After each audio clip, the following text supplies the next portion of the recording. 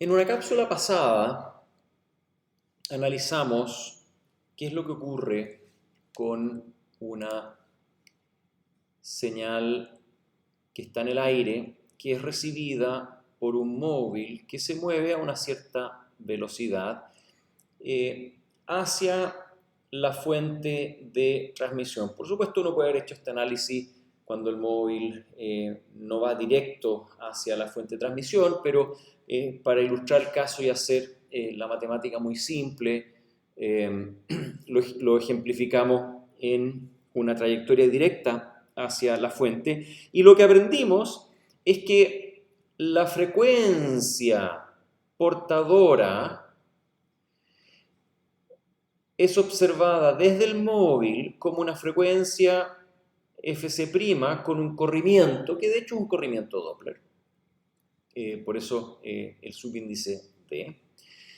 Y esto nos llevó a hacernos la pregunta, bueno, ¿qué es lo que ocurre si es que el receptor utiliza ya sea un cristal oscilador que está corrido en f de Hz con respecto a la portadora utilizada en el transmisor, o bien si es que la percepción en el receptor de la frecuencia utilizada por el transmisor está corrida en f de Hz con respecto al oscilador local. Ambos casos son completamente equivalentes y el hecho de que se tiene un pequeño corrimiento de frecuencia entre transmisor y receptor puede modelarse como una fase que varía temporalmente en el receptor. Ahora, en un caso muy simple, analizamos la situación de un phi prácticamente constante y en dicho análisis lo que encontramos es que debido a ese ángulo phi, dado un cierto ángulo phi de corrimiento de fase entre transmisor y receptor, aparece un coseno de phi acá en la señal demodulada, y ese coseno de phi puede anular completamente la señal que se desea recuperar. Cuando este coseno de phi vale 0, vale decir cuando phi vale pi medios, se habla de un 0 de cuadratura. Y para este móvil que se mueve a 100 km por hora hacia la fuente, y para la frecuencia portadora que consideramos, un cuarto de longitud de onda, vale decir un pi cuarto en este phi, se recorre en 27 milisegundos, por lo tanto, por segundo hay 37 ciclos adicionales que recorre el móvil de la portadora que está en el aire con respecto a lo que la portadora realmente oscila, y por lo tanto hay un corrimiento de 37 Hz en esa frecuencia. Ahora, si el origen de este corrimiento de frecuencia es un móvil, es velocidad de un móvil, o es simplemente que el cristal local, por temperatura, por geometría, etcétera, por voltaje de excitación, oscila a una frecuencia distinta que el cristal del transmisor, es secundario. La cosa es que los sistemas de comunicaciones en general deben enfrentar una situación de demodulación con frecuencias portadoras distintas. Y el análisis nos mostró de que recuperar la señal de banda lateral doble bajo esas condiciones puede no ser posible, y en general no lo es, de hecho. Y lo que queremos abordar en esta cápsula es un mecanismo, es una arquitectura de receptor que permite corregir, que permite compensar por este valor de phi cambiante. Y eso lo hacemos abordando este compromiso tripartito entre eficiencia energética, eficiencia espectral y complejidad de implementación, sacrificando complejidad de implementación. Vale decir, vamos a proponer un receptor, una estructura de receptor que es más compleja, pero que permite compensar por este impedimento. Y esa estructura del receptor es lo que se conoce como el loop de Costas. Y el loop de Costas lo vamos a ir construyendo. Vamos a asumir de que tenemos nuestro receptor demodulador típico, compuesto por un multiplicador alimentado por un cristal oscilador. El multiplicador también recibe la señal de banda lateral doble que viene desde el aire. Y después hay un filtro pasabajo que produce una señal que hemos denominado V sub 0 de t. Ahora, el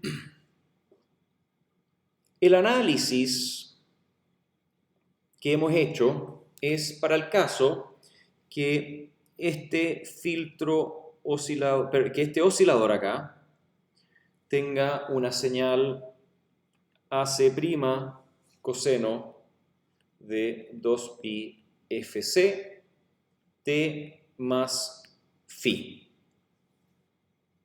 Y en tal caso hemos demostrado que la salida V0 tiene la forma 1 medio AC coseno phi multiplicado por el mensaje m de t. Este es el resultado de la cápsula anterior.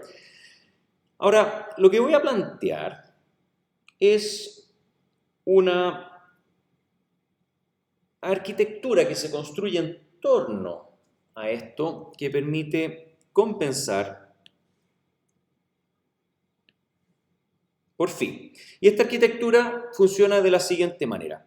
Esta señal del oscilador se alimenta a un desfasador de 90 grados, pi medios, o sea, se atrasa pi medios, 90 grados la oscilación, y entonces el producto, un coseno que se atrasa en pi medio radianes, desde luego es un seno, así que lo que estamos alimentando acá es AC' seno de 2pi fct más phi.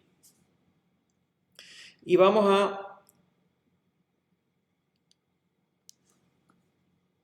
alimentar este segundo mezclador con la misma señal recibida. Y esa misma señal recibida la vamos a pasar por el mismo filtro, un filtro pasabajo con las mismas características que el filtro de arriba. Y lo que sale acá es muy fácil de demostrar, que es básicamente un medio AC por seno de phi por m de t. Es básicamente estamos demodulando esta señal con una sinusoide que está corrida a 90 grados, así que básicamente este seno acusa ese corrimiento de fase. Y luego vamos a realimentar la señal de salida a través de un multiplicador de esta forma. O sea, ambas señales de salida, esta de acá y esta de acá, las alimentamos a un multiplicador. Y esta señal la vamos a usar para algo nuevo. ¿Sí? Entonces, antes de que entremos en ese detalle, vamos a tener que conectar acá. Aquí hay un ciclo de realimentación que estamos construyendo. Quiero reemplazar este oscilador que básicamente oscila a una frecuencia fija y establecida con un desfase phi que puede variar en el tiempo y por lo tanto denotar un corrimiento de frecuencia de este oscilador. Quiero reemplazarlo por otro dispositivo que es un oscilador especial. Y ese oscilador especial se conoce como un VCO. VCO. Y el VCO, ese es el acrónimo que significa, VCO significa Voltage Controlled Oscillator. Es un oscilador, pero que es controlado por voltaje. Entonces, el VCO lo que tiene es una relación entrada-salida en la cual un voltaje en la entrada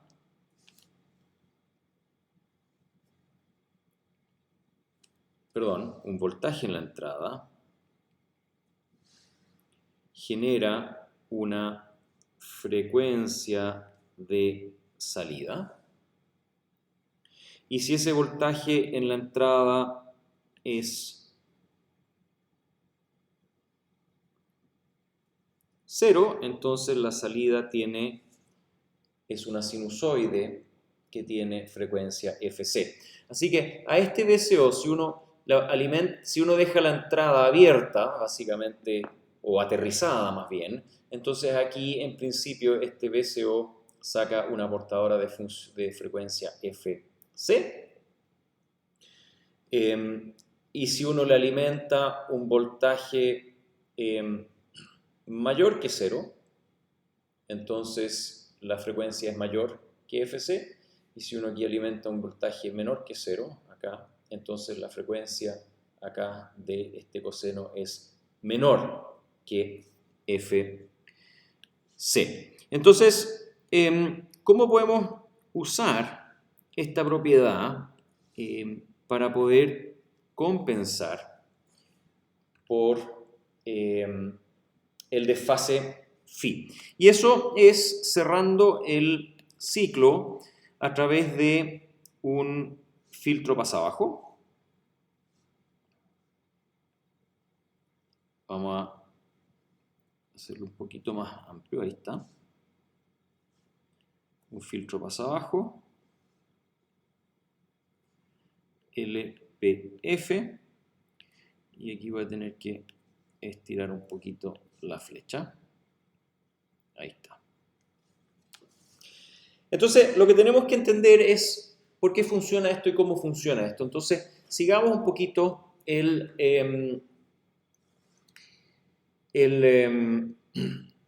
camino de la señal. Aquí atrás ocurre un producto. Entonces, la señal que tenemos en este punto es igual a un cuarto AC cuadrado AC prima cuadrado coseno phi seno phi por, tengo que hacer un poquito de espacio,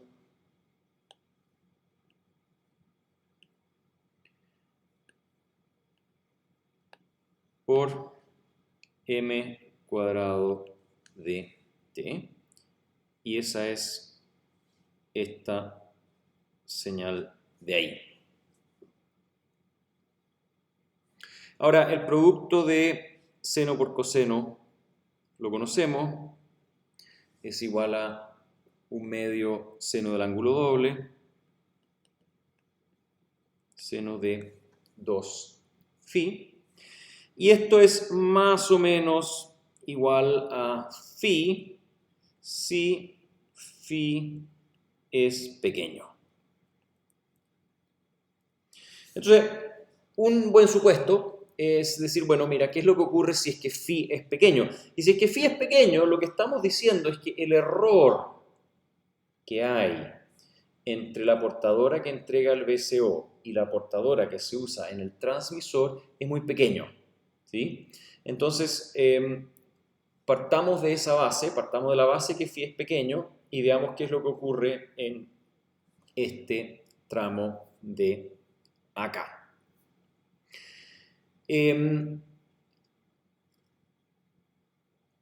Si es que phi es pequeño, entonces fíjense, un cuarto es positivo, AC cuadrado es positivo, AC' al cuadrado es positivo y m al cuadrado de t es positivo. Por lo tanto, si phi es pequeño y esta aproximación es válida para este producto de seno por coseno, entonces acá, en este punto, lo que se ha hecho es, se ha heredado el signo de phi. O sea, toda esta expresión lleva el signo de phi si es que phi es pequeño y si es que se puede hacer esta aproximación. Entonces, si es que phi varía muy lentamente y sigue siendo pequeño, entonces esas variaciones lentas podrían pasar sin ser alteradas a través del filtro pasabajos. Esas variaciones lentas de phi podrían ser de muchísimo menor contenido espectral, de mucha más baja frecuencia que m al cuadrado de t, y por lo tanto, este filtro pasabajo lo que hace es elimina las fluctuaciones debido a m cuadrado de t y se queda básicamente en este punto de aquí con el signo de phi y con una magnitud que tiene proporción al tamaño de phi. Entonces, si phi es ligeramente positivo, entonces hay un voltaje ligeramente positivo que alimenta al VCO. Si el voltaje que alimenta al VCO es ligeramente positivo, entonces va a sugerir de que el VCO se acelere. Y si el VCO se acelera, entonces este F sub C comienza a acelerarse y a recuperar terreno con respecto al con respecto a phi. Espérense, no. Si es que phi es positivo, ahora entra en la duda si es que aquí necesitamos una realimentación negativa, y me parece que sí. Efectivamente, aquí necesitamos una realimentación negativa. Vale decir que es lo equivalente a que esta frecuencia de salida sea así. Perfecto, ahí sí tiene sentido, ahí sí calza. Entonces, el momento en que phi es positivo, aparece un valor positivo acá, lo cual significa que phi es positivo, por lo tanto anda adelantado en fase, y lo que ocurre con un phi positivo es que frena la frecuencia para que se atrase esa fase. Ahora la pregunta es si es que este supuesto de los cambios de velocidad de phi y de m cuadrado que hicimos son razonables. Y la verdad es que la pregunta que tenemos que hacernos es ¿cuál es el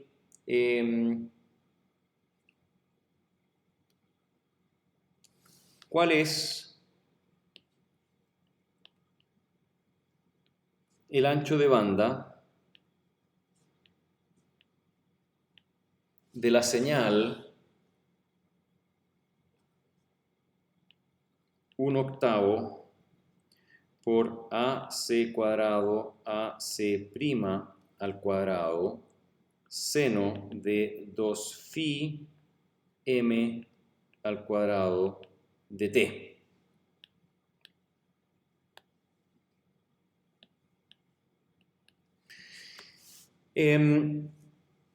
Y aquí, ojo, supuesto, bajo el supuesto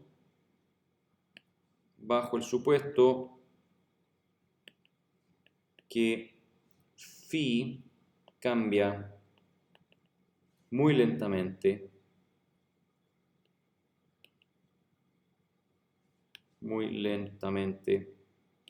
con respecto a m de t. Y este supuesto va a quedar claro enseguida por qué lo estamos haciendo. Entonces fíjense, lo que tenemos acá es m al cuadrado de t. No sé si se acuerdan. Nosotros tenemos espectralmente en frecuencia, habíamos descrito m de t de esta forma. Ahí sí, con un ancho de banda W medios acá. Entonces, y esto es m de f. Entonces, cuando tenemos un producto en el dominio del tiempo, m por m, significa que en el dominio de la frecuencia tenemos una convolución de m por m.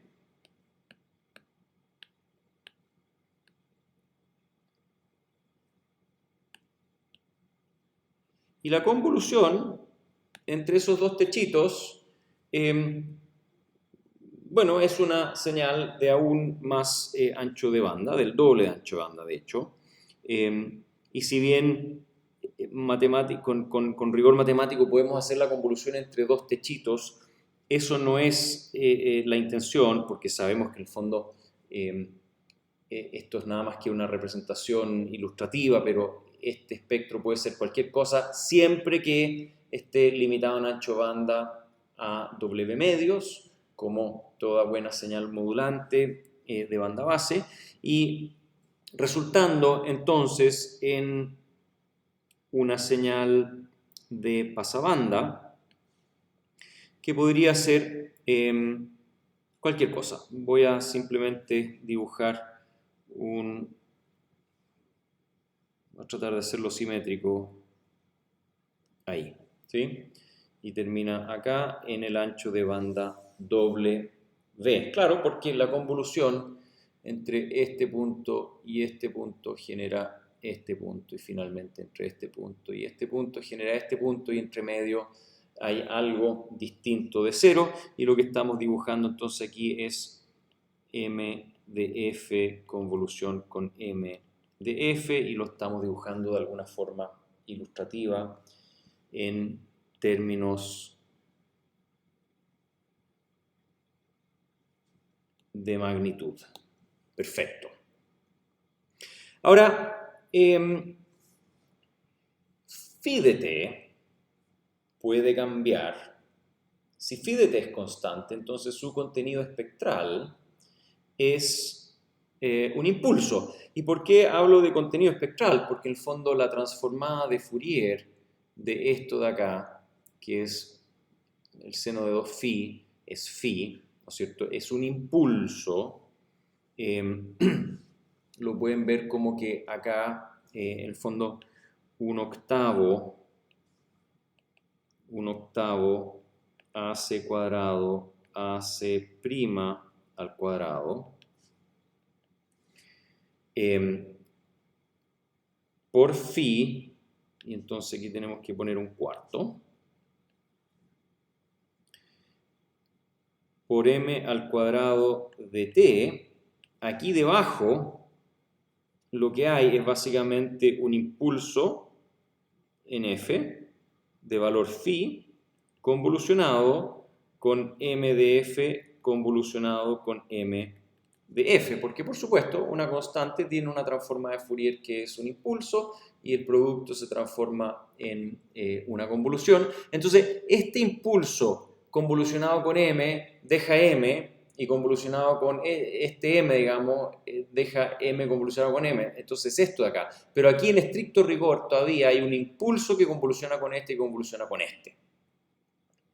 Entonces, si phi cambia muy lentamente, entonces, a ver, esto aquí lo vamos a decir acá que esto es si phi constante. Y ahora vamos a usar otro color, por ejemplo, verde, algo así, si phi cambia muy lentamente. Por supuesto, porque entonces phi tiene contenido espectral muy acotado.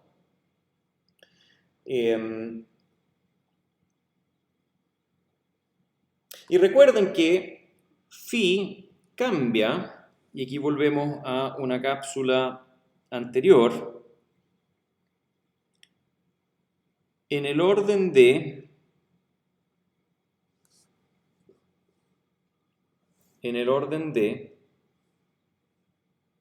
eh,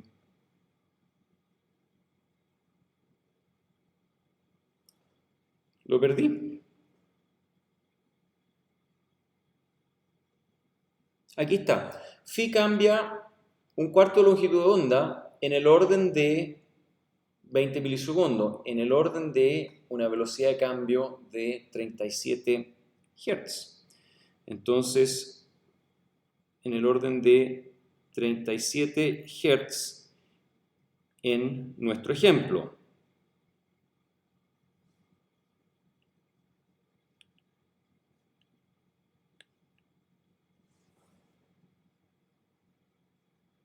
Mientras que este W de acá, estamos hablando que es un valor de una señal de audio, ¿no es cierto?, que está en el orden de 10 kHz, 5 kHz, 20 kHz, ¿no es cierto? Así que, efectivamente, hay prácticamente entre este valor de acá, W, ¿no es cierto?, que entonces va a tener en el orden de 20 kHz, comparado con 37 kHz, el ancho de banda de la señal verde, que representa la velocidad de cambio de phi con respecto a la señal a la señal lila, que representa la velocidad de cambio de m cuadrado, es aproximadamente 500 veces más rápido. Y ese es un punto súper importante en el análisis, comparando,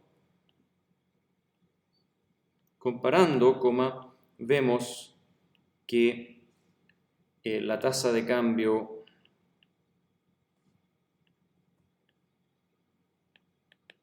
de m cuadrado de t, aproximadamente 20 kHz, es del orden de 500 veces mayor que la tasa de cambio de phi de t, que es aproximadamente 37 o 40 Hz en nuestro ejemplo. ¿Sí? Entonces, volviendo al loop de Costas,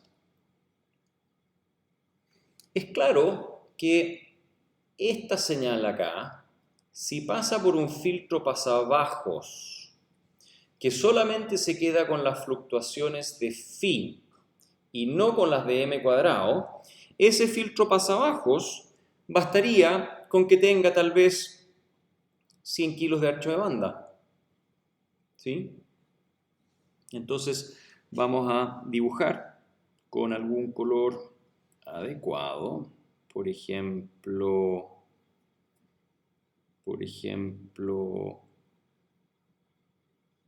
azul. Ahí.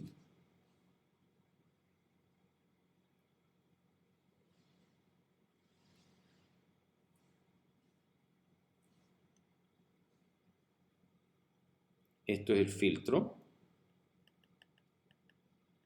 LPF. Concluimos que el filtro pasabajos, paréntesis LPF, en la realimentación del loop de costas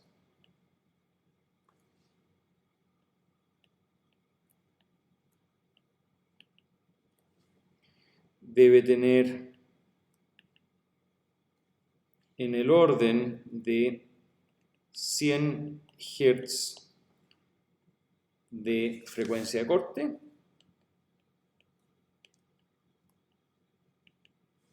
para exponer en su salida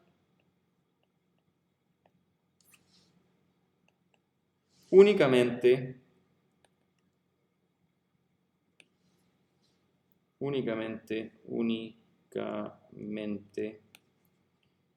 el valor y signo de phi de t. Y con eso entonces se genera esta mecánica de realimentación del loop de costas que permite entonces controlar la frecuencia del oscilador tal que phi en definitiva converja permanentemente hacia el valor cero, o que la salida más bien de este oscilador de frecuencia variable, de controlado por voltaje, esté siempre sincronizado con la frecuencia portadora del transmisor.